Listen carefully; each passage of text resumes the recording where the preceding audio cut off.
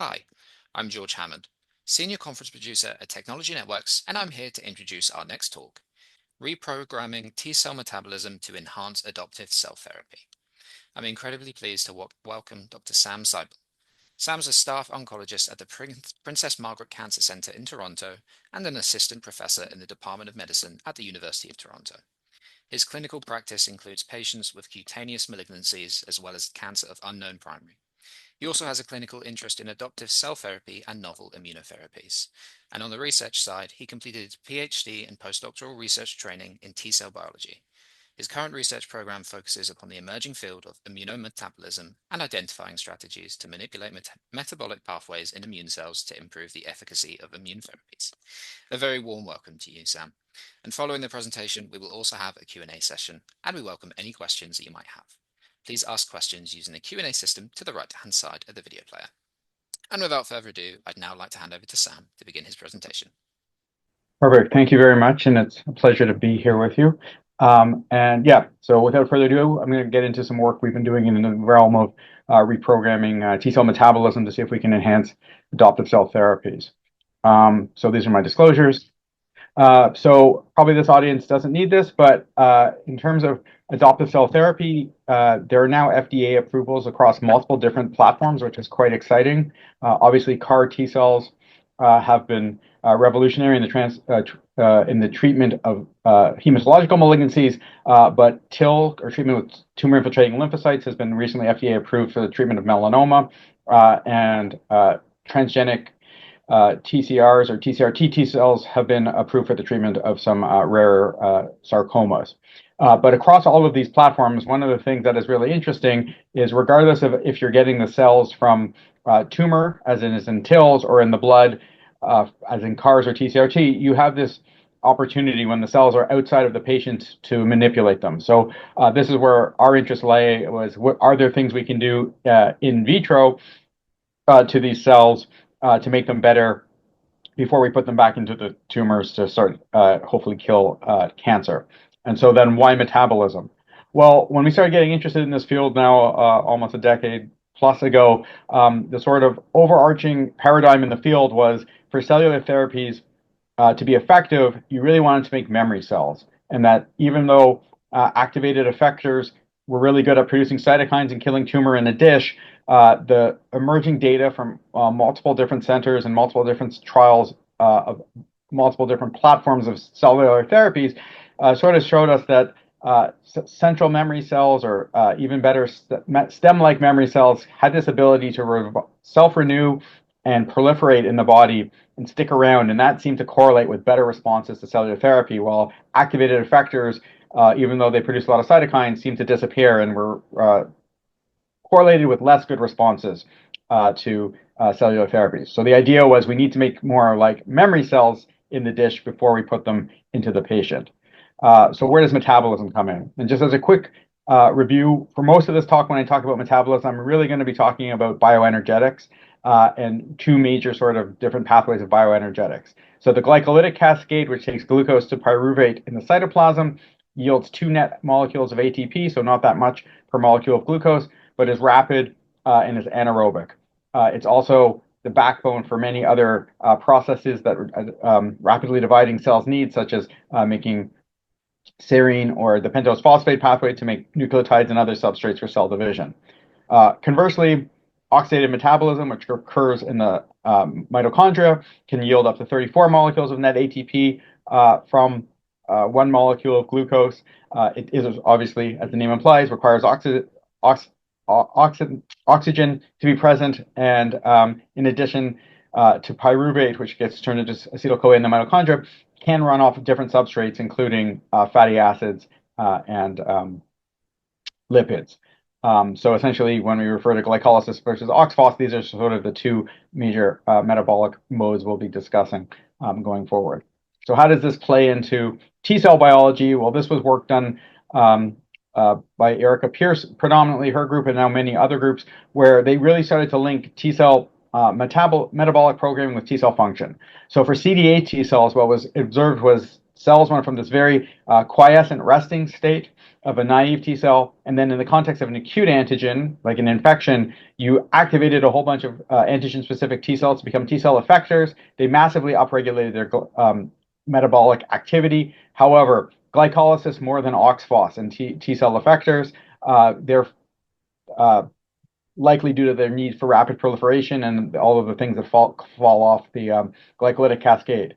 Then when the antigen is cleared and the infection is over, these long-lived memory cells then flip their metabolism again, and they became much more oxidative than glycolytic. And Dr. Pierce's work suggested that actually they burned fatty acids, and that this fatty acid metabolic program was associated with their long-lived in vivo state. And so the idea was that metabolic phenotype may be a major driver of the functional phenotypes that we desired between effector cells and memory.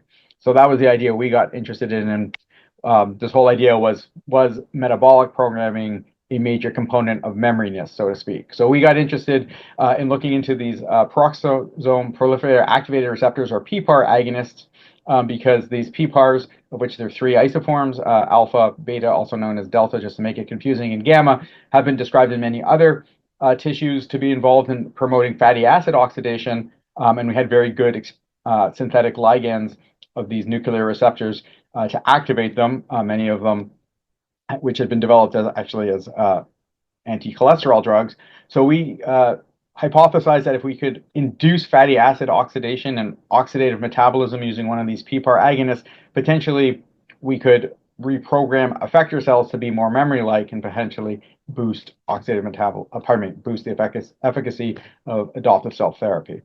So essentially, we looked at this drug, and this is our culture system where we use transgenic P14 T cells, which are specific for a known viral antigen. We activate them on peptide pulse DCs, and then we culture them for 72 hours, plus or minus vehicle or active drug. And as you can see, with increasing concentrations of the GW agonist, that PPAR agonist, we can see upregulation of the CP21A gene. And why is that important is that is the rate-limiting step to get fatty acids into the mitochondria so that they can be oxidized in the oxidative OXPHOS and to generate electrons to be transferred down the electron transport chain. So it seems that we were able to induce at least the enzyme. Were we actually able to reprogram metabolism? So there we looked using a seahorse assay, which is a device that allows us to measure oxygen consumption, or OCAR, which is a surrogate marker of oxidative metabolism, versus the rate of extracellular acidification, which is a surrogate marker for glycolytic metabolism with the export of lactate. And as you can see in the GW-treated cells, massive upregulation of OCAR, not much of a change in ECAR, and therefore when you look at a ratio of oxidative versus glycolytic metabolism, a large upregulation in oxidative metabolism. We further characterize this by doing untargeted metabolomics, looking at over 350 metabolites. Obviously, the GW-treated mice and the vehicle-treated cells, very different. But when we looked, one of the things that was massively different between these two was the upregulation in the GW-treated cells of all of these acylcarnitines, these long-chain acylcarnitines, which are the substrates for CP21A to move into the mitochondria for oxidative metabolism. And just to close that loop, we then put the cells back on the seahorse and then injected etamoxir, which is a inhibitor of CP21 alpha. And as we can see, the enhanced oxidative metabolism of the GW-treated cells essentially disappears when you block fatty acid oxidation. Again, suggesting that taking activated effector cells and throwing this GW drug onto them, we could reprogram their metabolism, drive them towards a more oxidative phenotype. And just to close the loop, we are also seeing that they're taking up more lipids, again, suggestive of enhanced lipid metabolism. So that was all well and good, but were we actually changing their function vis-a-vis cell therapy? So the first thing we looked at, because the underlying idea was oxidative metabolism is linked with memory cells and in vivo persistence, was are we actually producing cells that can persist better in vivo? And for this experiment, we took congenically labeled cells, activated them the same way, except one was with GW, one wasn't, one without, so one with vehicle control, and the GW cells were labeled with the Phi1 marker and CD45.2 for the vehicle control cells, and then we just re-injected them into mice that did not bear tumor. So this was essentially just an in vivo persistence. We looked in multiple different compartments. For the sake of time, I'm only sharing the data from the spleen, but it's we saw analogous data in the lymph nodes. But essentially what we could see is at 2 weeks and more importantly at 40 days post-transfer, lots of the GW cells were still surviving and circulating in the mice, or at least present in the spleen of these mice versus cells that were activated without. Again, demonstrating that, but showing a correlation between reprogramming towards fatty acid oxidation and long-term persistence in the mouse. And then finally, we took it to an adoptive cell therapy model. For this project, we used the B16 melanoma model. As I mentioned, we use P14 T cells, which are specific for a lymphochoria, an LCMV virus peptide, GP33. So we have B16 cells, which have been engineered to express that one high affinity viral peptide for which the P14 T cells are specific. Essentially, treat mice with subcutaneous injection of the tumors, allow for the tumors to be established, and then treat with adoptive cell therapy of 1 million cells intravenous, either GW or vehicle activated P14 T cells. And again, what we saw was very good tumor control in the GW treated cells, less good control in the controls, and there obviously here are the tumor growth curves for mice just treated, mice untreated as untreated control.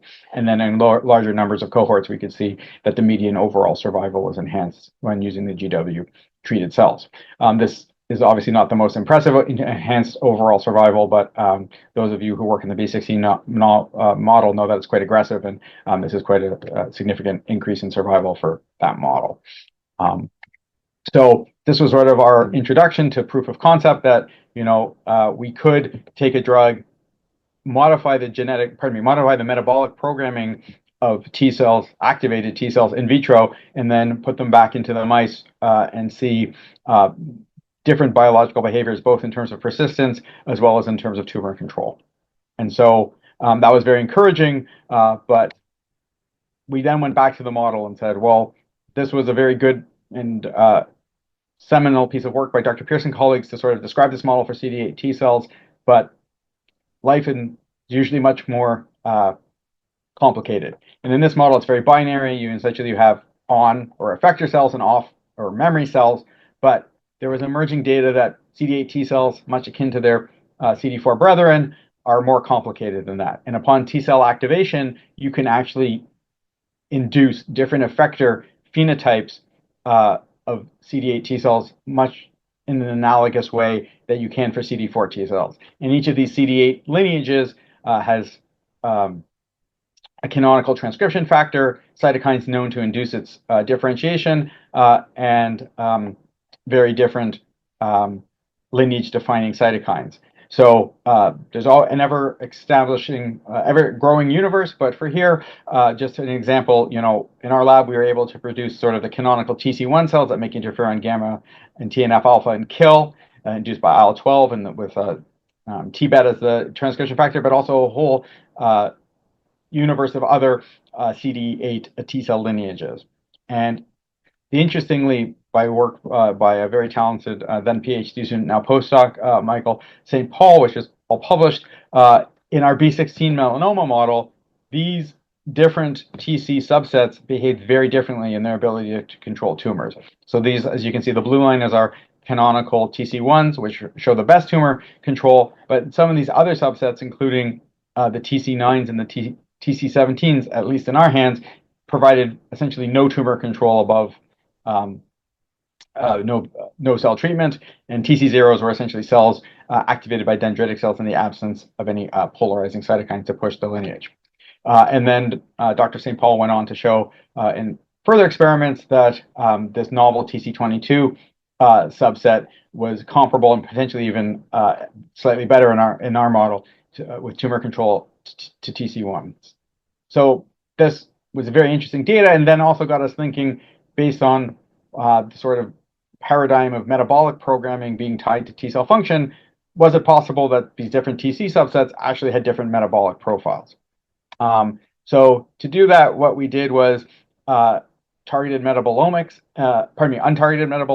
and again, we chose three TC subsets, TC1s as the canonical ones that are essentially what are thought of as activated effectors when people think of CD8 T cells making gamma and TNF.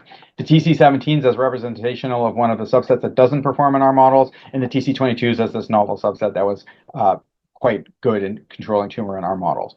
And as you can see, again, lots of differences amongst these three different TC subsets, quite distinct, good clustering of when we look at over 300 metabolites.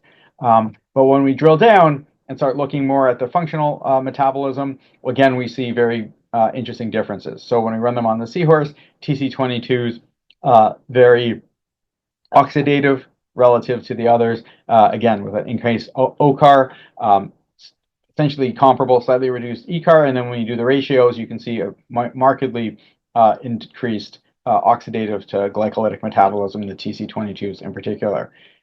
Commensurate with that, we see more intracellular ATP, as oxidative metabolism is known to generate more ATP per molecule of glucose than glycolytic metabolism. So again, different metabolic profiling tracking with different functional subsets. And then more importantly, we try to address the chicken and the egg argument. Does the metabolism drive the function, or is the function driving the metabolism? And for that, what we did was we activated these cells in this with the cytokines that drive their differentiation in the presence of oligomycin, or oligo here, which is an inhibitor of complex 5 of the electron transport chain, which essentially stops ATP generation through oxidative metabolism. And what we found by then looking at the production of the lineage-defining cytokines was that for our TC1 cells, they actually made slightly more interferon gamma. And this is consistent with other studies in the literature showing that glycolytic metabolism is tied to interferon gamma production. So they seem to be able to differentiate into TC1 cells, no problem. For our TC17s, they essentially make comparable amounts of IL-17, regardless if they were differentiated in the presence or absence of oligomycin.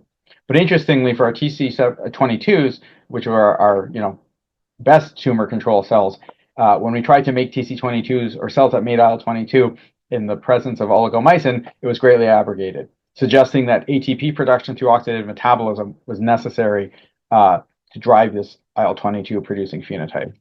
We went back to our big data set of all the metabolites and looked to see what pathways might be associated with this oxidative metabolic phenotype in these TC22s. And interestingly, the top hit was the pantothenate, which is the vitamin B5 coenzyme A metabolism pathway, which is a pathway which takes pantothenate, vitamin B5, through multiple steps to produce coenzyme A, which is a ubiquitous coenzyme involved in multiple processes, including oxidative metabolism, but many others. So what we then went back was said, can we use this coenzyme A as a reagent? And so we then took T cells, our P14 T cells, and rather than activating them in the presence of multiple cytokines to induce TC22s, we just activated them in the presence of coenzyme A. And interesting, what we found was just coenzyme A by itself could recapitulate many of the phenotype of the TC22s, i.e. it increased oxidative metabolism. It actually slightly more than the cytokine mix decreased glycolytic metabolism, and again enhanced the ratio between oxidative and glycolytic metabolism, and it massively enhanced the amount of ATP generation in the cells. When we looked at functional readouts, we could see that relative to just activation in vehicle conditions, activation of the CD8 T cells with coenzyme A alone led to enhanced production of IL-22, as well as decreased or comparable production to interferon gamma. So these cells, and no increase in IL-17. So these cells looked a lot like TC22s. And then on a genetic level, to see if we were actually changing gene expression with this one metabolite, what we looked at was full change in terms of the TC22 genes that are induced to drive the lineage when we use cytokines versus the genes that are upregulated by coenzyme A. And as you can see, there's a very nice sort of linear correlation of multiple genes that are known, which previously had been described by Dr. St. Paul to be involved in the TC22 lineage, which are also upregulated in the cells treated with coenzyme A.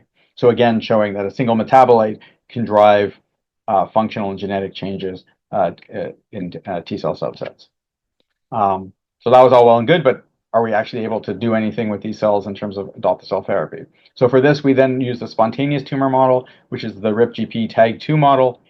In this model, you have the same GP33 antigen expressed in the beta islet cells of the pancreas in the mice because it's under the rat insulin promoter. Similarly, there's the tag2 oncogene, which is expressed under the rat insulin promoter. So if you wait, eventually these mice will develop insulinomas, which are tumors that secrete insulin. And so then their blood glucose becomes a surrogate marker because as you control the tumor and shrink them down, they make less insulin and therefore their blood glucose goes up. And so we can use blood glucose as sort of a surrogate marker of tumor size in this unit, in this model. And so what we did was essentially allowed the tumors to grow, treated with adoptive cell therapy with either coenzyme A cells activated in the presence of coenzyme A or vehicle control. And as you can see, we had substantially better blood glucose control in the coenzyme A treated cells, with leading to enhanced survival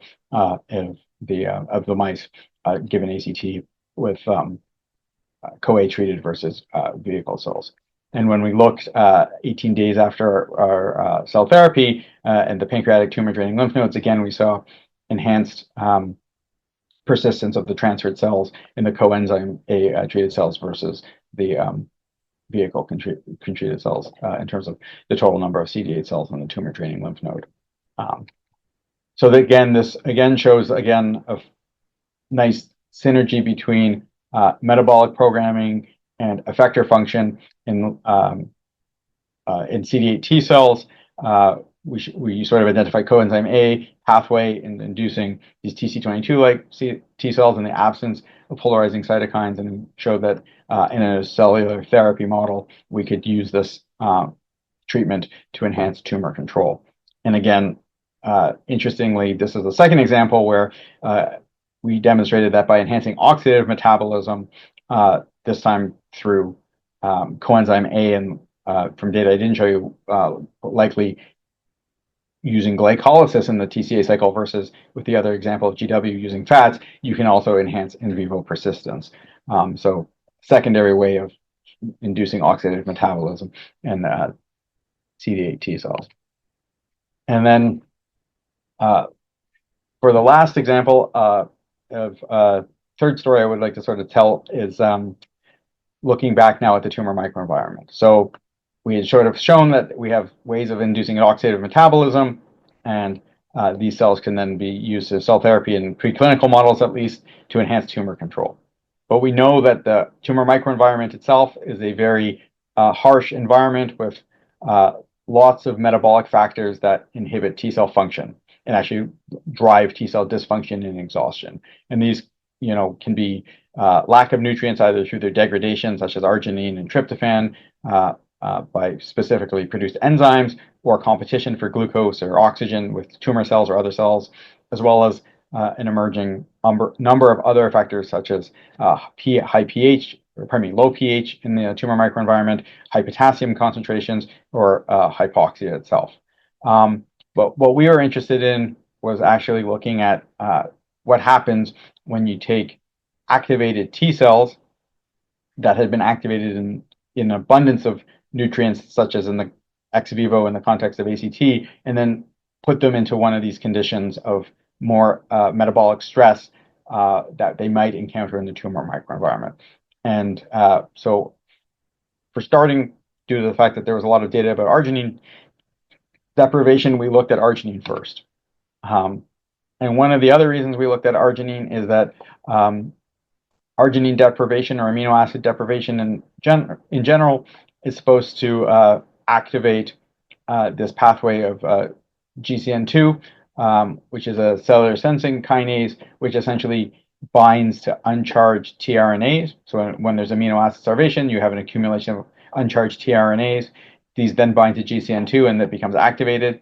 It then phosphorylates EIF2 alpha, which then changes the transcriptome, usually upregulating a subset of mRNAs to be translated involved in autophagy and amino acid transport, while generally limiting protein translation to conserve amino acids otherwise. It also upregulates multiple transcription factors, including ATF4, downstream of GCN2.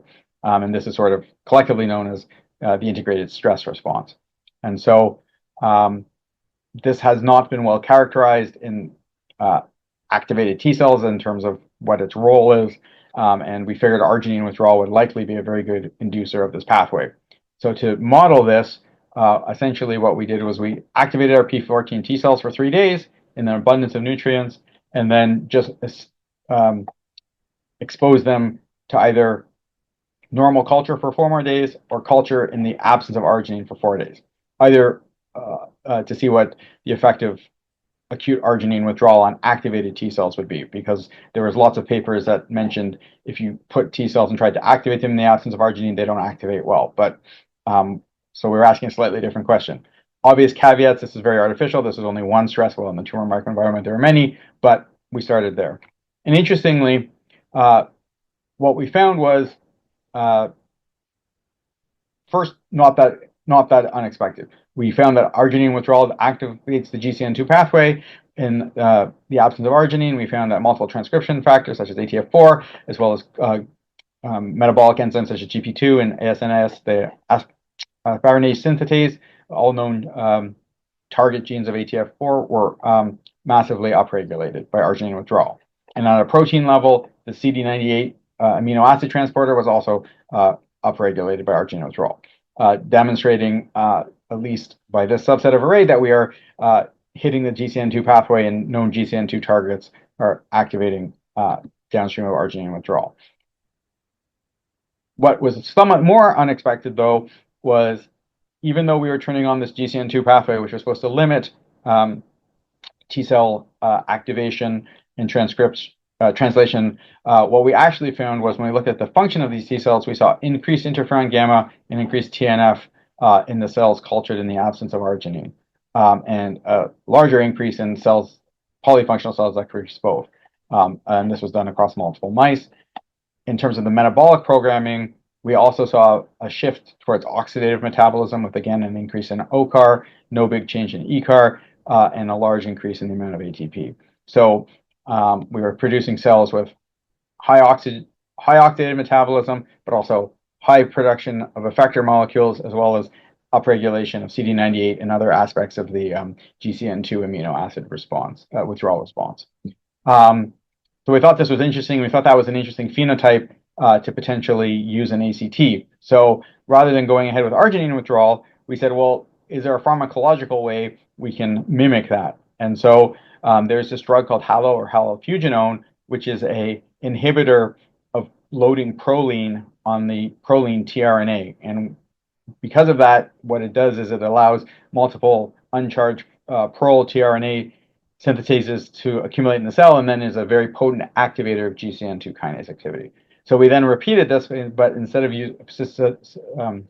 subjecting the cells to arginine withdrawal, we subjected them to treatment for halofuginone for the last 2 days of culture. And with the halofuginone, we essentially recapitulated the phenotype of the arginine withdrawal, but just even more strikingly.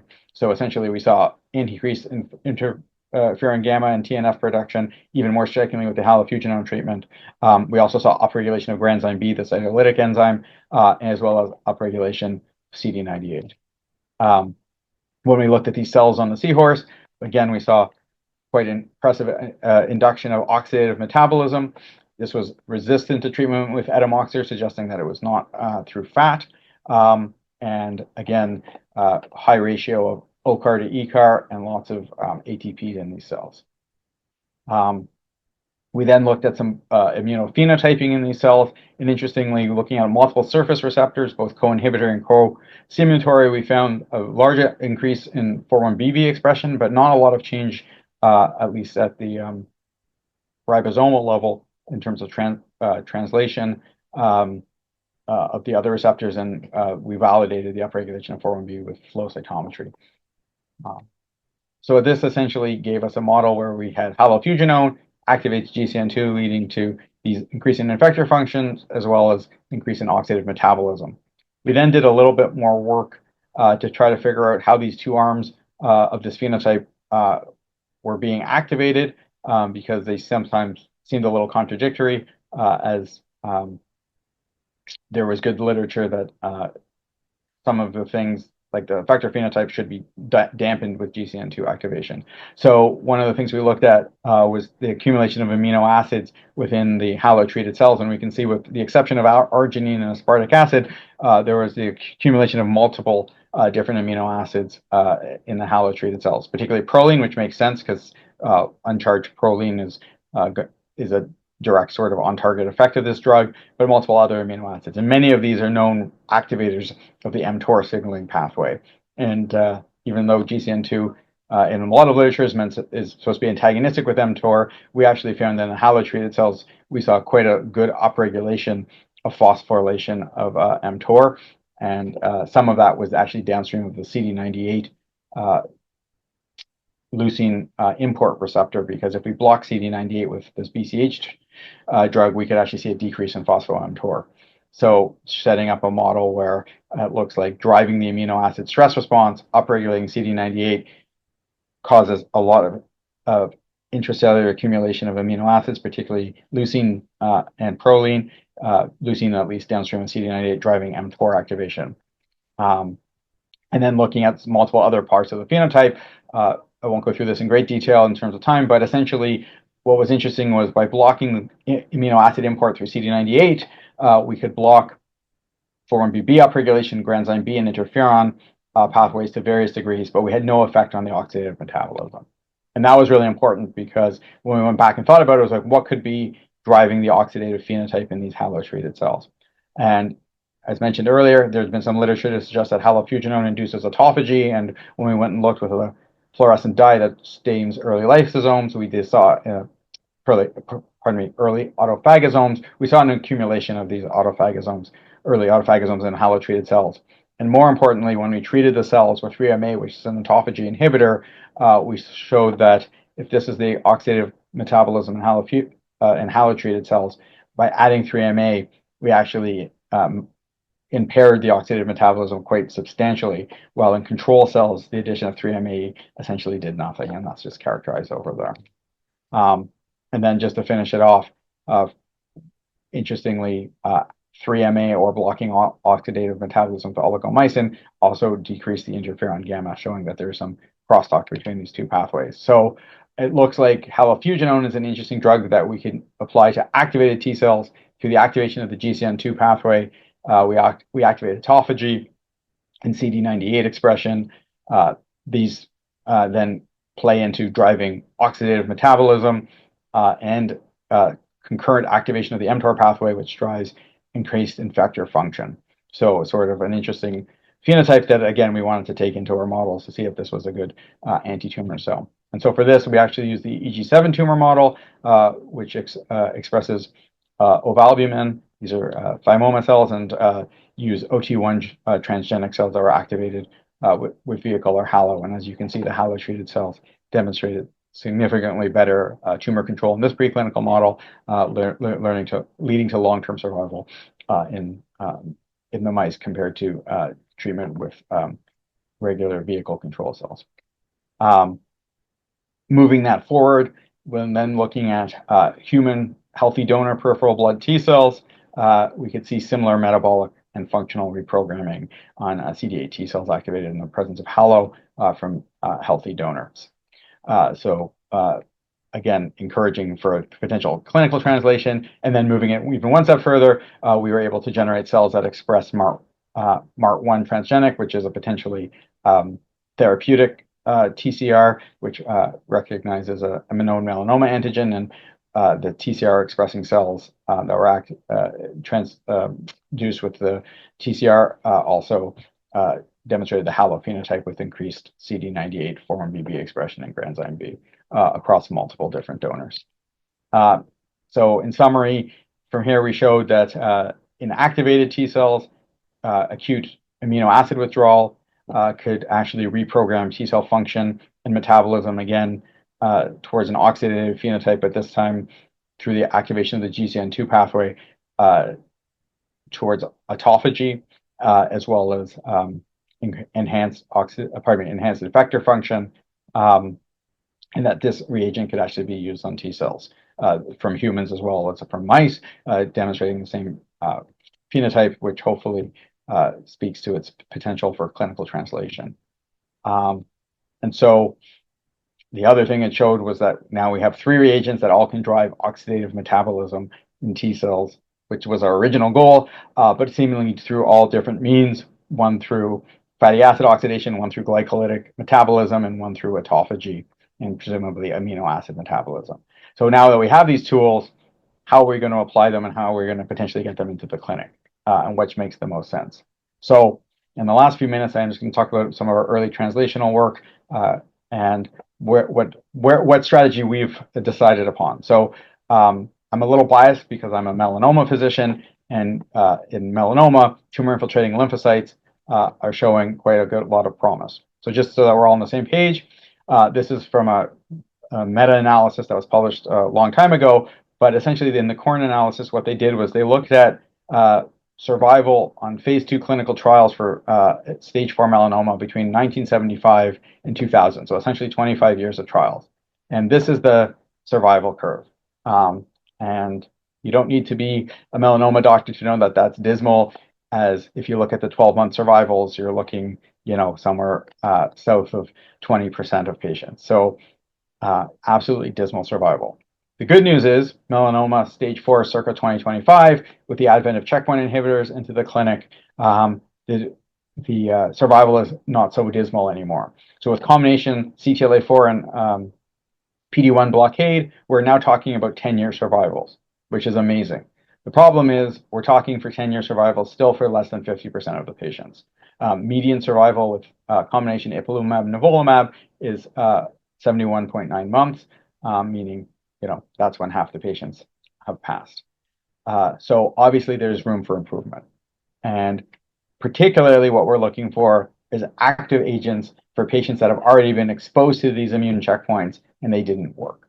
And so really exciting work done in Europe by the Dutch and Danish groups, as well as comparable work done by the Iovance studies in North America predominantly, have shown that TIL or adoptive cell therapy can result in durable long-term responses for a subset of these melanoma patients who have had progression on immune checkpoint inhibitors. In this particular trial, patients who had only one checkpoint, just anti-PD-1 blockade, were randomized to receive either the second CTLA-4 checkpoint blockade drug, which is ipilimumab, or TILs. And as you can see in this randomized data, the progression-free survival was statistically different for patients treated with TILs. And most importantly, if you look at the progression-free survival, there was a nice plateau at around 25% of patients, indicating long-term durable responses for about a quarter of patients with TILs in a post PD-1 checkpoint population. So again, very encouraging that we're seeing patients who can get long-term disease control, but obviously a lot of room for improvement because it's only around 25%.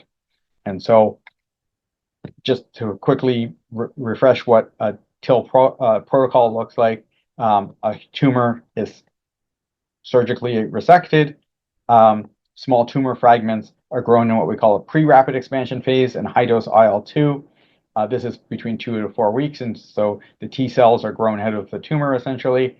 That can then be frozen down or further rapidly expanded, usually for around 14 days, again in a high-dose IL-2 to get the numbers up, before which point the cells are then reinfused into the patients. Patients receive leukodepleting chemotherapy and then IL-2 as a growth factor to support TIL growth after the infusion. So this is essentially the TILs 1.0 at a protocol that was developed by Steve Rosenberg and colleagues at the NCI many years ago. There hasn't been a lot of change in terms of the protocols that have been used in the post-PD-1 population. And I should mention, Iovance, the FDA has approved their product, so this is a FDA-approved treatment for the post-PD-1 population in the United States. So why were we interested in applying some of our technology potentially to TIL's product, other than the fact that I'm a melanoma doctor? One of the major reasons is that TILs, unlike CARs or T-biogenetics, you are actually getting this therapeutic product from the tumor microenvironment itself. And there's a lot of very good data to show that the tumor microenvironment has multiple factors in it that drive T cell dysfunction and exhaustion. And one of these early features of T cell dysfunction looks like is mitochondrial dysfunction and the accumulation of defective mitochondria, which are no longer able to perform um, significant oxidative metabolism, and a failure of autophagy and mitophagy, i.e., the recycling and breaking down of these um, mitochondria to produce functional ones and recycle functional ones. So based on that, we wondered, given what we found with our halofuginone, if by taking TILs and putting them directly into halofuginone, if we could take these tumor reactive cells and salvage some of them by recycling their oxidative metabolism or reinvigorating their oxidative metabolism by hopefully inducing autophagy and recycling their mitochondria. And so in the last couple of minutes, I'll just show some work by Megan Cates, a very talented PhD student in the lab, who did just that, took tumor fragments from a few different melanoma patients. A lot of these have stage 3 disease and not stage 4 disease, but same sort of idea, halofuginone's blue, untreated is gray, and just essentially grew those initial tumor fragments in a pre-rep for 14 days in the presence or absence of halofuginone. And encouragingly, what we saw was an upregulation of autophagy, which we were seeing in the non-TIL cells, upregulation of CD98, like we were seeing in the peripheral blood cells of humans treated with halofuginone, and most importantly, this reprogramming towards oxidative metabolism, as you can see here, in an enhanced OCAR rate for this one patient, and then across multiple patients when we looked at where their ATP is being generated, a lot of glycolytic metabolism as they're growing in high-dose IL-2, but you can see in the halofuginone-treated patients, there's a reassumption of ATP generation from the mitochondrial compartment. So in summary, that's some very early data that looks like halofuginone can induce CD98 and autophagy and melanoma CD8 TILs, reinvigorating its oxidative metabolism, and studies are ongoing, and we're hoping to translate this into the clinic for patients with melanoma. And with that, I would just like to acknowledge all the people who actually did the work, particularly Megan for the last bit, Michael St. Paul, who was a great collaborator for some of the early stuff, everybody else in our labs, our funders, and after that, I would be happy to take any questions if they arise. Thanks a lot. Thank you so much, Sam, for that fascinating talk. We really do appreciate you sharing your expertise with us today. And as with all the other talks, we're likely going to have lots of questions come in from the audience. And I can see that we have received some already, so I'll move straight on to the Q&A now. So Sam, your first question is, how does metabolic reprogramming improve the persistence and the function of T cells in adoptive cell therapy? Yeah, so I mean, that's a great question. I think there's multiple answers. As you can see, we have multiple different reagents. So I think in the field at large, there's an idea that improving mitochondrial metabolism and mitochondrial health seems to make cells have the ability to persist and survive longer in the absence of antigen. In the context of adoptive cell therapy, it seems that healthier mitochondria are more resistant to some of the bad factors in the tumor microenvironment that drive early exhaustion. So I think it's really multifactorial, but the common thread is mitochondrial health seems to correlate with persistence and resistance to exhaustion and dysfunction. The exact mechanisms of each different reagent and each different manipulation are a bit different, and that's where the field's really sort of focusing now to figure out all of that nuance. Excellent. A great answer. Thank you so much, Sam. And moving on to your next question now. Are there any specific metabolic signatures that distinguish tumor infiltrating T cells with high versus low therapeutic potential? Yeah, I'm going to sound like a broken record, but I think, we don't have all the answers yet, but, and this is work by many groups, a lot of them not ours. So acknowledging the great contributions of others to the field is this markers of mitochondrial dysfunction. So depolarization of mitochondria early on, Greg Dolgoff's group and a few others show that early on as T cells get into the tumor microenvironment. That's an early feature. And so, loss of mitochondrial membrane potential is definitely one. what are the others? We're still looking for it. I think, as I said, from our work and which was also based on the work of others, failure of autophagy seems to be another, but there's been a lot of really fascinating work now about how tumors and cells can transfer mitochondria back and forth to T cells, and potentially stromal cells can then also replenish uh, mitochondria and T cells. So I think there's a lot we still need to learn as to what's a really good marker of mitochondrial fitness. Another fantastic answer. Thank you so much, Sam. And we have time for just a few more questions before we close out this session today. So moving on, are there any concerns about potential off-target effects when using metabolic modulators in adoptive cell therapy?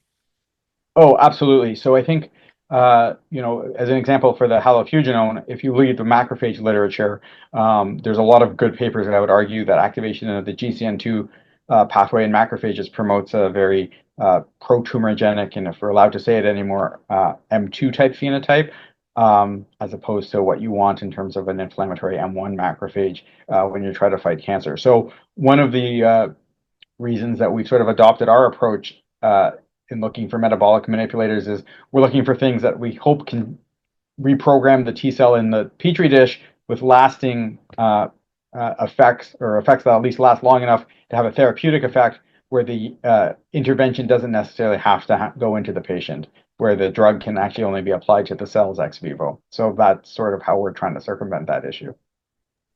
That's great. Thank you, Sam. And that's great to hear.